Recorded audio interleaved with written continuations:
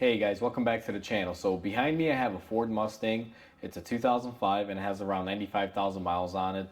Customer complaint is this side of the wheel here in the front is making a metallic kind of noise. We've gone ahead and diagnosed that it's a bad ball joint, so we're going to be replacing the control arm. It's all in one, it's one assembly. So let's go ahead and begin doing that. But before we begin, if you guys haven't subscribed to the channel and you like the videos, go ahead and hit the subscribe button down below. It'll definitely help my channel grow. And let's go ahead and start on the repair. Before we go ahead and disassemble everything, I just wanted to show you guys how I diagnose these as far as noises go. I just take a pry bar. Now I'm just using my short one here, and you're going to want to basically wedge it between the control arm and the knuckle where the ball joint is, and you can see that this control arm is clearly moving, the whole tire is shifting. Now sometimes a lot of you may want to grab the tire and move it back and forth. However, in this case it wasn't moving that much when I was doing it that way, but the pry bar method definitely worked. I just wanted to show you guys a surefire way to test them before you go ahead and replace them. Alright, so what we're going to do first before we begin is go ahead and separate our joint, but we're going to go ahead and hit it with some penetrating oil. Now as you guys saw, I did spray it before we begun on the job because this thing is pretty rusty, so I'm anticipating it fighting me. So we're gonna go ahead and put the 18 millimeter on one end and then hold the other side with a 15 millimeter. And surprisingly that didn't fight me, but even though the nut came off, it doesn't mean that that bolt is going to come off easily. That is basically like the pin that holds the joint in place. So what we're gonna have to do now is see if we can get that to move. And this one is actually not bad. It is moving in here, which I am definitely surprised. If this thing gets stuck in there, you're gonna have to pull out a torch and a whole bunch of other tools to try to unseize it and get it free. There is an option of cutting it off, but usually that'll, just create more of an issue. Takes a lot longer. So what I'm gonna do is go ahead and just spin this until it's free, and then what I'm going to do is take my air hammer or a chisel bit and just kind of push it back and knock it out. So let me go ahead and get my chisel and let's see if we can get that pushed out. Now I got my chisel. I'm going to go ahead and place it in the center of the bolt and take my hammer and see if we can just knock this out here. Sometimes they come out, sometimes they don't. It all varies, but this one I believe is moving.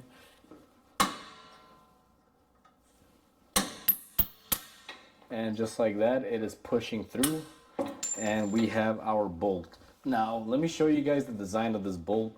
What happens a lot of times to this, you'll get a lot of rust buildup right here and it won't want to move and you can't push it back, and that's where the issue comes in. So when I reinstall this, I normally put a little bit of grease or anti-seize, not on the threaded portion, just here on the part that basically sticks inside of the knuckle. So now that this is out, this job should be a lot smoother. Now that the bolt has been removed that is holding on the ball joint to the knuckle, as you guys saw, that thing didn't fight us too badly. What we're going to need to do is knock the joint of the ball joint out of the knuckle. Now this one is pretty rotted in there, so I'm going to go ahead and use my air hammer. And what I'm going to do is basically position this like this and go ahead and hit it. Alright guys, we're back and we have a different angle now. I went ahead and I used my air hammer. We got the ball joint loose on here, so everything is unstuck. The reason why it's still attached to the knuckle is because there's still some pressure from the bushings holding it up. So every time I pull it down, it wants to go back up. I don't want to fight it, so I'm just going to go ahead and move on to the next step. Now, the way I'm going to choose to do this, and it may change because there's one of two ways. You can go ahead and disconnect your outer tie rod here and just unbolt it. And then you can remove this screw, or this bolt I should say, and then this bolt, just loosen it and you should be able to shift the rack up and get enough clearance to get in there. However, what I'm going to do is I'm going to loosen this one all the way, and then I'm just going to loosen this one a little bit and see if I can just get the room in there without disconnecting the tie rod. If I don't have to mess with anything, I try not to. Just my way of thinking, but if I have to, I have to.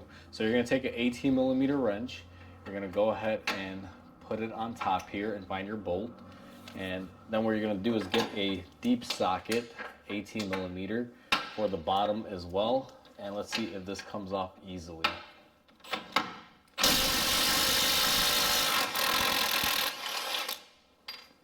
So this one came off. We're going to go ahead and remove our bolt, and I'm going to put the nut and bolt together. Sometimes similar to the other bolt, you may have some stiction here, but I have done the other side control arm on this car. I want to say maybe like 6-7 months ago, so I have had these off. And I also believe I replaced the rack and pinion on this one about a year ago. So that's why the hardware for this come off fairly easy. Sometimes they might fight you. So this bolt is off, this bolt is loose. What I'm gonna choose to do now is grab my pry bar and just see if I can just lift up on it or pull it out. And I believe right there is all we need. Now I'm gonna zoom you guys in so you can see what we're making room for here, because it may not be as clear. So let me move the camera here and you guys can see. Let me see, pull the camera back. Sorry, it's a little shaky. If we don't make room for the rack and pinion, this bolt is pretty long. It will never have enough room to clear. So that's why you're pushing it forward here, just to make enough room to get your bolt out so you can get out this part of the control arm that's on the frame. And that's all we're making room for when we do this. Now I'm gonna get some tools and we're gonna go ahead and remove this front bolt. So to get this out, what you're gonna need is an 18mm, and again, this size may be different depending on if the cars had worked before, guys. So I'm gonna use my 1/2" breaker bar with my Astro Slim socket, and this one's coming off. It's not too bad. She's a little sticky in there, but it should come off. And I believe there is a welded nut in the back that shouldn't move, and in this case, that looks to be correct. It's not moving. And like I said, I'm using my 1/2" with my Astro Nano socket. It's probably the best thing to fit in there. Now that I broke it loose, I'm gonna use my impact wrench to see if I could get that off. So let me just get my 18 socket here. I'm gonna be using my Milwaukee impact ratchet here, see if this can get it done.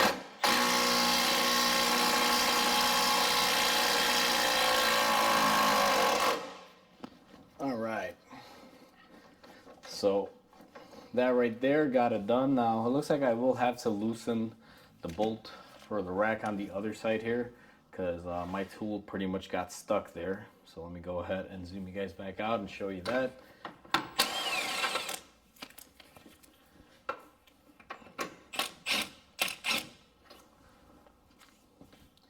So it looks like I'm gonna need my wrench. I thought I could just zip that off really quick, but it is pretty stubborn on there. So let's go ahead and remove the nut and get the bolt out of there.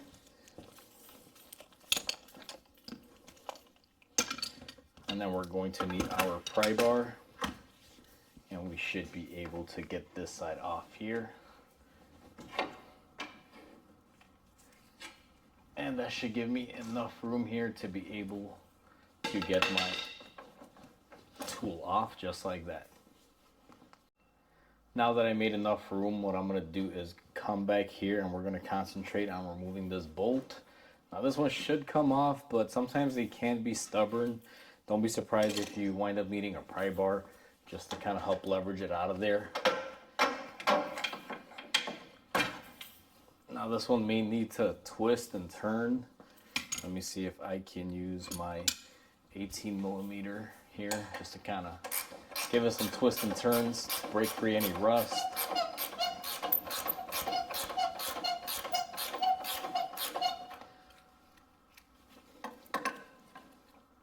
So that's pretty much loose. I just got to work it out, guys, instead of me showing you 5 minutes of me working it with my wrench and then kind of prying out on it. I'm just going to go ahead and remove it and come back when it's gone. We went ahead and we got our bolt off, and you can see this one is fairly long. It's definitely not going to be a small one. All I had to do was just keep working it, and it basically came off. What I wound up doing is using my air ratchet just to drive it out the rest of the way. On the other side, you have a welded nut, so that portion should stay on there. And you guys can see there's our control arm with the bushing.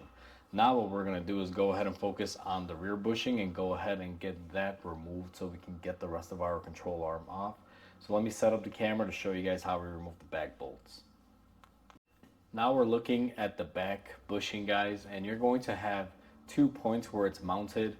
you can see this is the first point right here. It's basically a bolt and a nut holding it together. The other side is more difficult to show you, but it's basically the same exact thing, just on the opposite side. What I'm gonna do is just take a 21-inch long, and I'm probably not gonna be able to show this on camera. I'm gonna put it on there and I'm gonna go ahead and take these bolts off. Now it's very difficult, at least for this one. I can't really fit anything on here because of the spacing of the frame. So what I'm gonna have to do is just use my wrench. On the back end here, I should be able to fit a breaker bar or some sort of 1/2-inch ratchet and be able to get that off. But these are a little bit more difficult because typically you can't put a lot of tools in there. So since the camera's in the way and I have to get in here to put some force to be able to use this wrench to be able to get it off, I'm gonna kind of move you guys to the side and just show you a little snippet of how to do this. So I have you guys to the side and we're gonna put our 21 on here. You gotta kind of find where it goes, and we're just gonna go ahead and just try to break it loose here. Now these shouldn't be on there too tight, and one thing you'll notice right here, this bottom nut has this little like plate that'll basically hold it into place. And once you loosen it up, and I'm trying to get my ratchet on there, you will see this tab locates on the frame. It keeps the bolt from spinning, and then you just basically loosen it as I'm doing so right now. Now this process is going to take a while because you guys can see I'm not getting a lot of swing room, so it takes a little bit, but this is how you do it on both sides, the inside and the outside. I also wanted to show you guys that this is the location of the bolt on the inner side. It's the same exact thing. I already have it removed, as you can see here, but you have a little bit more room here. You can actually fit a ratchet with a 21mm to get it out, and it's the same style. It'll basically have a bolt that'll hold itself here, and you just remove the nut and it comes off. So now that we have everything disconnected, we're going to go ahead and remove our control arm. Now my whole control arm, everything is disconnected. It's basically just being held in there by, the tabs and everything. What I'm gonna do is take my breaker bar. I'm gonna go ahead and start shifting everything, just making sure everything is loose. And I'm gonna start off on this forward position one. I like to basically raise it up, try to get it in sideways here with this breaker bar. And I'm just gonna try to push it out. Now, once you do that, you can see the back just kind of wants to fall out, but it's still hanging out there because of the frame. What we're gonna have to do is push out our ball joint here. Now, we already loosened this, so it should come off, but I'm still gonna use my air hammer here. Let's see if we can get this off here.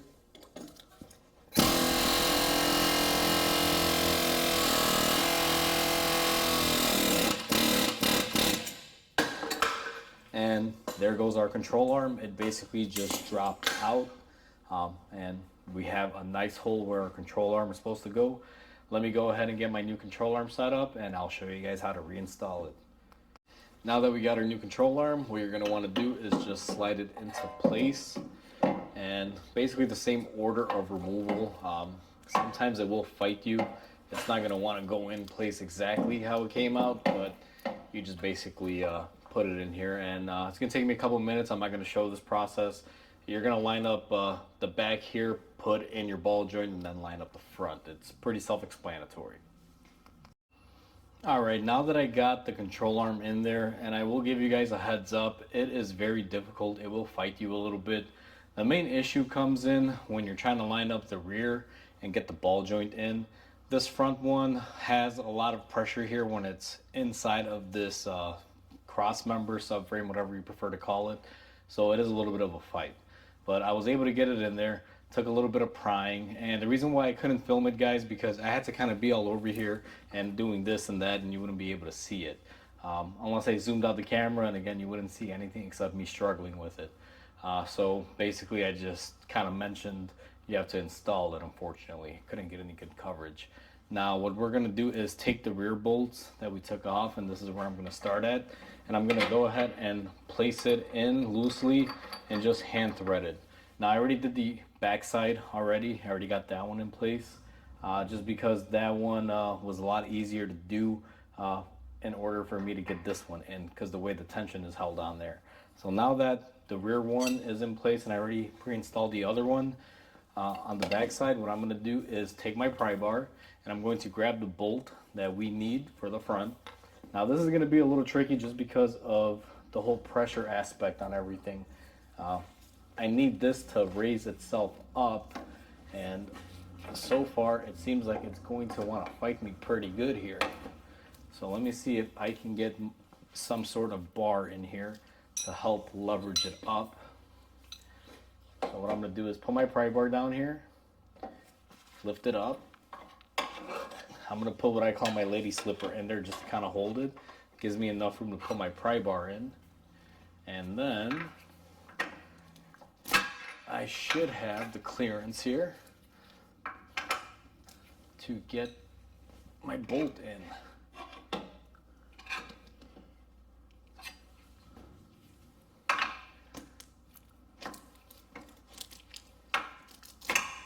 Now this one is fighting me as well. If I look at the angle here, it looks like I'm off by a hair. So what I'll have to do is kind of push it in to be able to get it in there. So let me go ahead and try this again.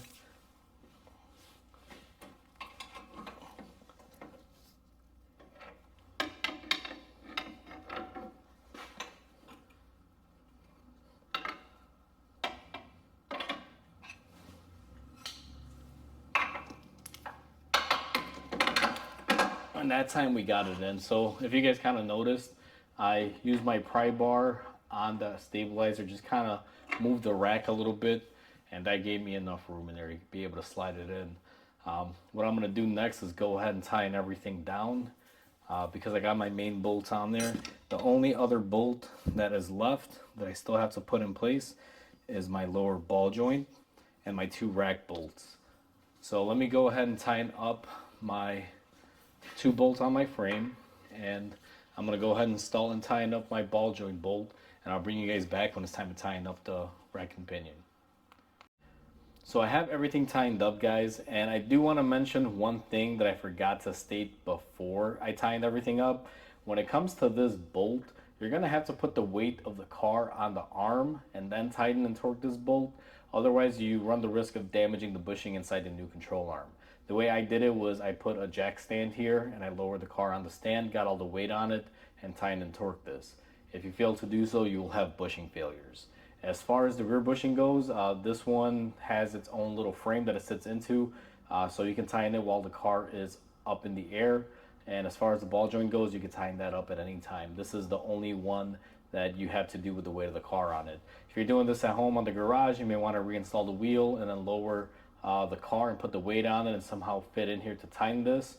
Or you can put a jack stand here and lower the weight of the car and then tighten it up from there, however you prefer.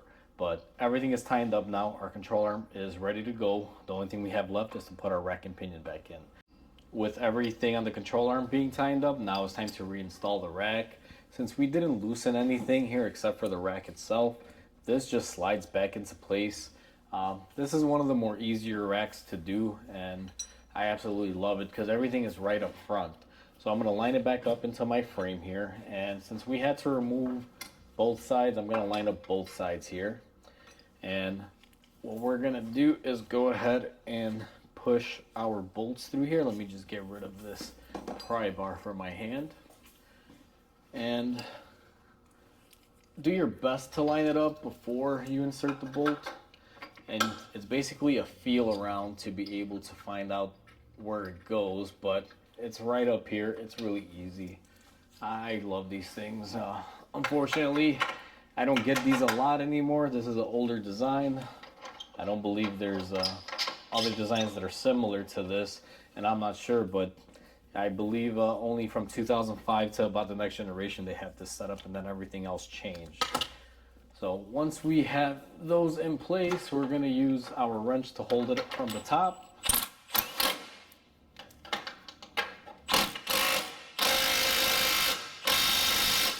And we're going to go ahead and tighten it. Now, I don't torque these. I looked up the spec. This gun does that spec, so there's no point for me to get a torque wrench on this. If you guys prefer a torque wrench, by all means on your cars, go ahead and torque them. But this gun can produce the torque that is needed for this. So we're just gonna go ahead and hit it. Click. For those of you that need to hear the click, that everything is torqued. So everything is good to go. We got our rack back into place. We got our lower control arm. Everything is tightened. As I mentioned before, make sure that you put the weight before you tighten the front bushing on there.